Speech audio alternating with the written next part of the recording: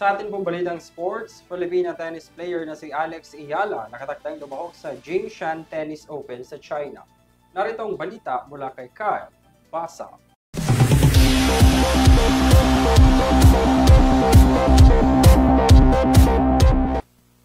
Dumako naman tayo sa balitang sports. Makikilahok muli si Alexandra Ayala sa Jingshan Tennis Open sa China upang makipagbakbakan para sa WTA o Women's Tennis Association 125 Open title.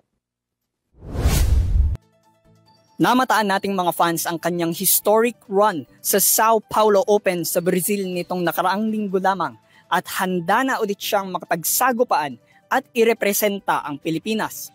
Umabot ang 20-year-old Pinay sa quarterfinals ng kompetisyon, ngunit kinapos ito nung nagtapat sila ng kanyang kapwa Southeast Asian na si Janice Chen, ang pambansang pambato ng Indonesia.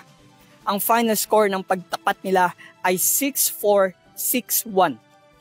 Bago siya matalo at ma-eliminate, nagkaroon siya ng 7-game winning streak kung saan tumaas ang world rank nito sa larangan.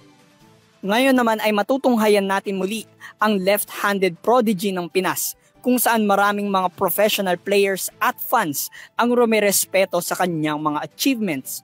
Ang kanyang world ranking sa kasalukuyan ay number 57 na nanggaling sa world rank number 61.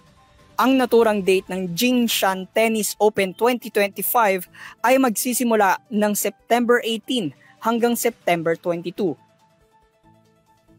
Abangan ang susunod na balitang sports dito lamang yan sa Euro TV News. Ako muli si Kyle Basa. Henry, Mia, Vanessa, balik sa inyo.